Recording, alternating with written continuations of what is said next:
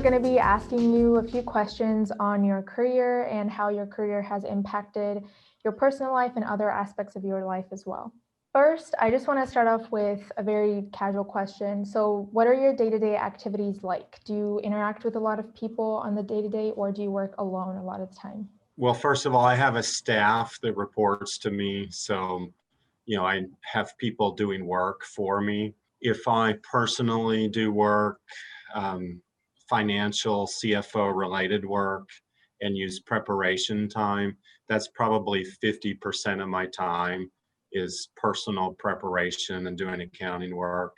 And then the other half is in front of people in meetings, presentations, or some other form of using that work. Do you interact with your employees a lot when you are doing accounting or even making presentations and things like that? So my staff works for one of my client companies.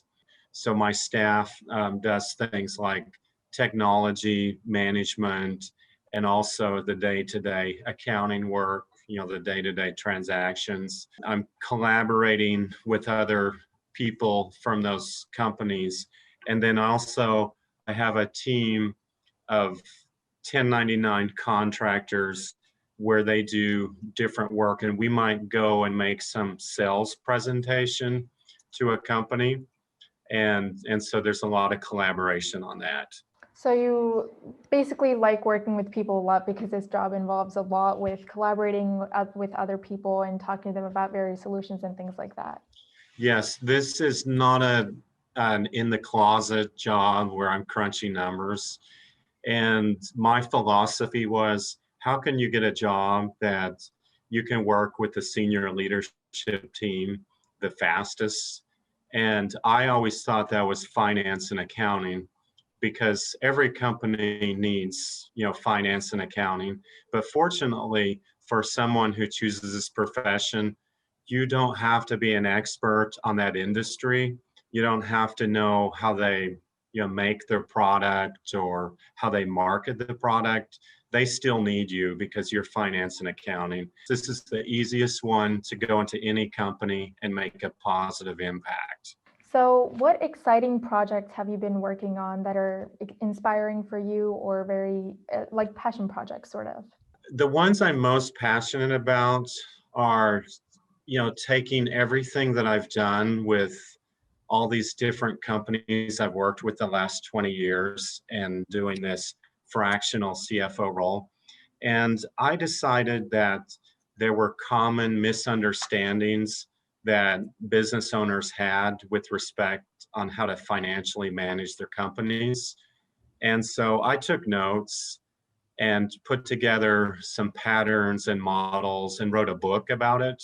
I published that book, and then I now have an opportunity to host a business TV show. And the whole reason is because I wrote a book, which suddenly people thought, oh, he must really know something about that topic. That's all you got to do is write a book. But now, it's exciting because I get to call upon people, and it's not specific. I'd like to talk about finance and accounting with you, but let's talk about your small to medium sized business and some of the things you're doing, and you get to come on my TV show, and we'll have fun and see what happens. So for me, that's really exciting. I have exciting projects also within each client or with what I do. I work with multiple companies at the same time, and because I work with so many companies simultaneously, I get to see the good stuff that's in one company and see if it's transferable to another company. If you just work in one company, you really don't get the flavor of all these different companies. But if you're working in 5 or 6 companies at a time, then you can take something you learn in one and put it in the other. I increased my responsibilities because in the first company, I was just part of the team. When I transferred this project over to the second company, I became the lead on the project. And it was kind of a way to promote myself and gain more responsibilities. What attracted you to finance in the first place? My college career was kind of odd. I didn't like just jump out and say I'm going to go into this. I don't think it matters what career you choose as long as you like what you're doing. I was going to be a, a medical doctor, and some of the science classes did not agree with me very well. But I always thought I'm going to help fix things that that are sick or broken. I went to the business school and tried that out, and I was really good at business. It stuck with me, resonated, and focused in the technology and the finance area, and got a really nice job coming out of school. And so, in retrospect, the passion of I want to, help, fix things that are sick or broken.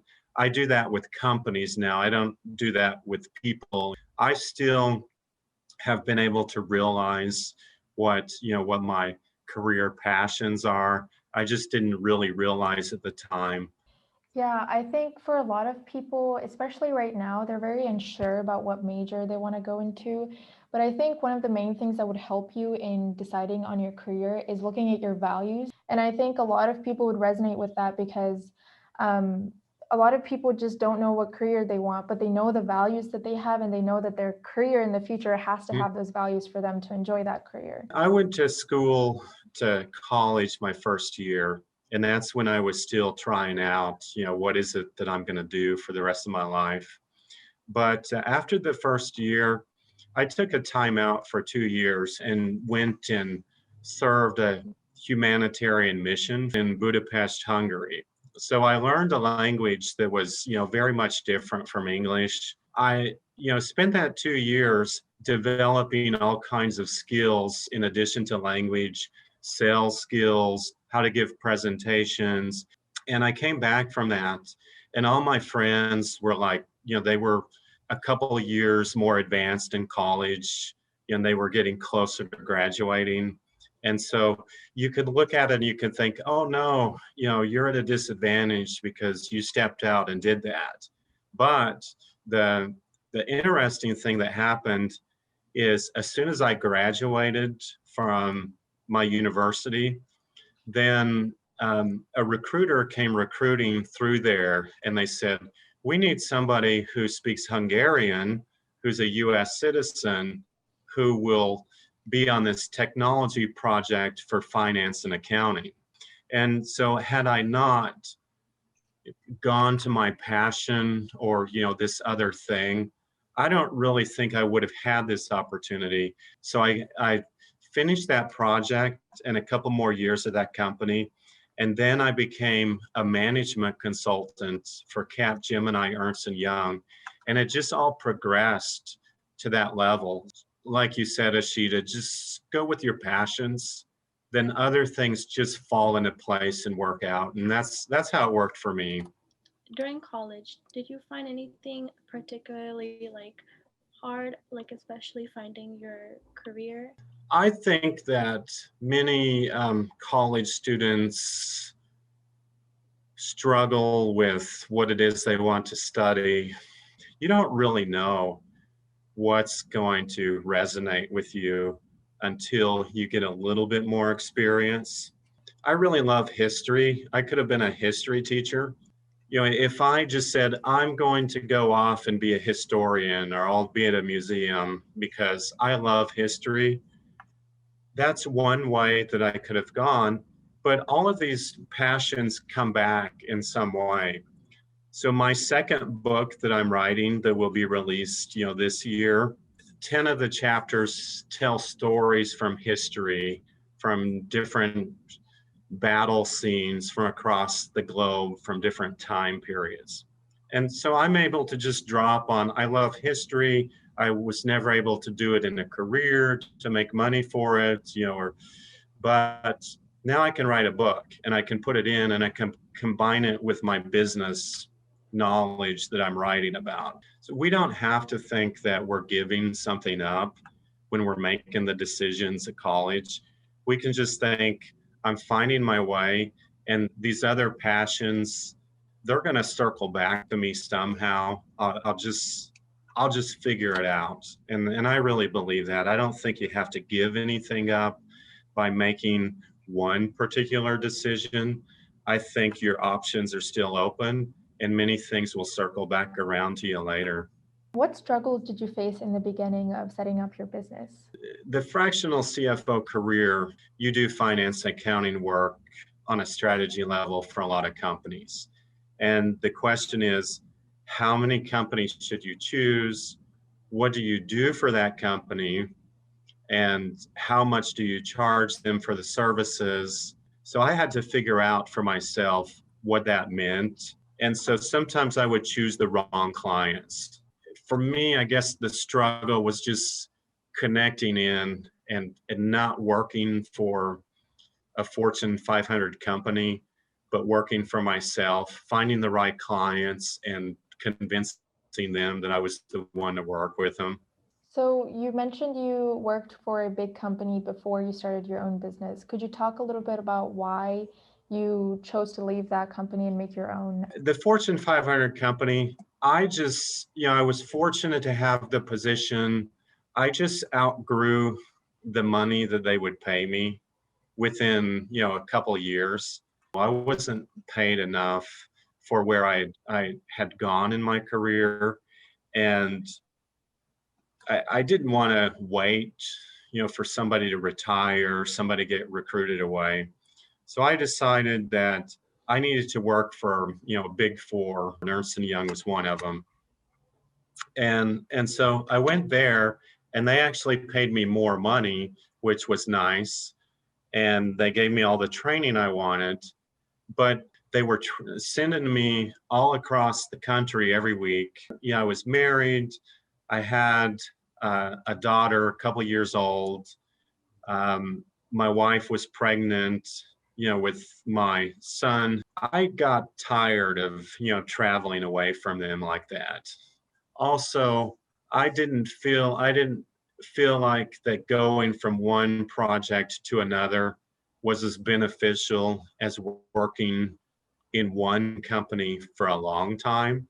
After Ernst & Young, I came out of that and thinking, all right, so I want to make good money. I don't want to travel all over and be away from my family all the time. And I want to work with companies for a long time. And the CFO thing, the fractional CFO, I just stumbled upon. I had some friends talking about it. And so I tried it. And it gave me all of those benefits. Do you think working in those big companies like influenced where you are today? Like if you didn't work there, do you think it would have affected you in any way? Your career is, is a long time, and you don't need to spend forever in a big company, but they're going to invest in you and you're going to meet people, and it's a lot of fun in the learning process. But once you get to the point where you outgrow your position, then at that point you take the step. You've got all the fundamentals, and then you take the step, to another tier of business. And once you have achieved that status of I'm comfortable in my career, then let me see what I can do with this and transpose it someplace else. Do you feel that your career change has impacted like other parts of your life as well, besides your professional life? So number one is I can set my own schedule. Technically, I have bosses. They're all the presidents of different companies, but each one of them knows that I'm working with other people. So they can't just pick up the phone or say, I need you right now, you have to come. I've positioned myself so that if company president needs me, they need to schedule an appointment. We need to have it on the calendar. And if it's not, then I have the discretion to choose what I'm going to do each day. If my daughter has a swim meet, I don't even have to tell anybody because I just make sure I don't have anything scheduled for that time, and I go, and do the swim meet. So I have flexibility. So flexibility is key. Was there any person or moment in history that inspired the way that you work or make choices? My first boss, his name is Tom Pike. He was the CIO, the Chief Information Officer of this Fortune 500 company. He's the one who recruited me because I spoke Hungarian. And I learned many things from him. One is just the excellence of the work product itself. What constitutes closure? Like, is this a good job? Is this a convincing presentation that I've put together? And I received a lot of feedback from him. That relationship was a symbiotic relationship because one time he was sharing a presentation that he was going to make, and he was asking some of us for feedback on it. And I proceeded to shred his slides and say, well, you consider saying it this way and that. So what I found out was that he was writing a book and he needed somebody to edit his book. And he decided, you're the one, Peter, that can edit my book because, of all the feedback you just gave me. And that got me in the process of what does it take to write a book? And later on, I would actually leverage that. So Tom taught me how to present and how to conceptualize my ideas in writing. And I'm really grateful for that. And along the way, there's been others, but he's definitely one who stood out. Do you have any more professional goals you would like to accomplish? Yes, so my goals are to further diversify my revenue stream. I make money in several ways. So I make money from consulting. I make money from commissions from selling bookkeeping services that my friend's company does. I make money from book sales and a little bit from the TV. I've got another friend who's into financial planning. I got my life, health, accident insurance license. And it's just another way to meet with people and work with my friends, and make money. So my goals are to just continue to diversify my income. At some point I can just say, I've had a good career, my retirement's ready, and I can, walk away and do something else. I think this has been a very good discussion. I've learned a lot about your path and how that could apply to so many other people and the lessons that we could learn from your path as well, and what inspires you and the passions that you had. I think it was a very good discussion. Well, thank you. Thanks to both of you. This is a great interview.